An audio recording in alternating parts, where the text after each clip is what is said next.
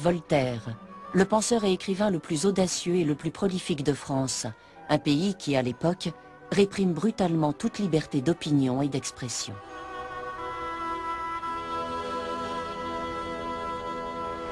Il a traversé tout le siècle des Lumières comme un véritable météore.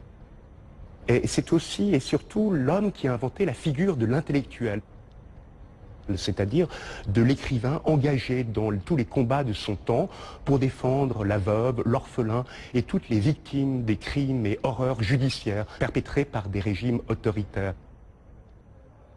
Les opinions de Voltaire le contraignent à passer la plus grande partie de sa vie en exil, d'où sa présence en Angleterre.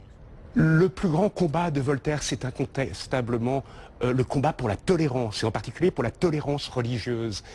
Il était horrifié par le fanatisme qui sévissait à son époque, et ce qu'il a trouvé en Angleterre, c'est un climat de tolérance religieuse où les différentes chapelles, les différentes confessions pouvaient coexister sans conflit, sans guerre.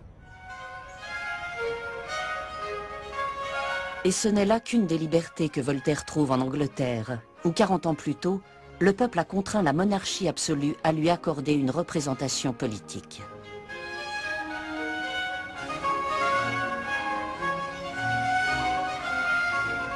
Depuis le Bill of Rights de 1689, la séparation des pouvoirs, exécutifs, législatifs et judiciaires, était consacrée en Angleterre. Les pouvoirs du roi sont limités par le Parlement, les juges et les fonctionnaires. Le roi ne pouvait lever d'impôts, édicter de lois, ni faire la guerre sans un vote du Parlement. Et ce régime dans lequel les trois pouvoirs s'équilibraient était évidemment favorable à la liberté, beaucoup plus favorable que le modèle absolutiste français dans lequel le roi exerçait la totalité des pouvoirs.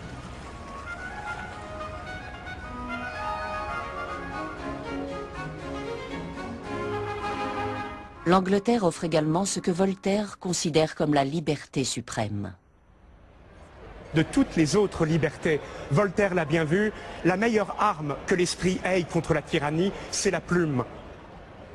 En instaurant la liberté d'expression, on ouvre un espace public de débat contradictoire, un espace où la nation tout entière peut confronter ses idées, suggérer des réformes, proposer des améliorations du gouvernement.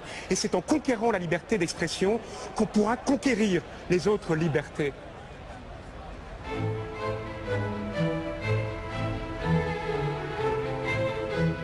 Voltaire consacrera le reste de sa vie à sa croisade pour la liberté d'expression à travers plus de 20 000 lettres et des dizaines de romans et de pièces de théâtre.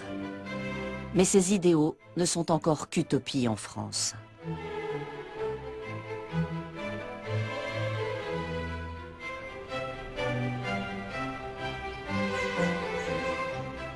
Ici, les idées subversives sur l'égalité et la liberté d'expression s'échangent derrière des portes closes, dans des salons comme celui représenté sur ce tableau, où le buste de Voltaire, comme d'habitude en exil, occupe la place d'honneur.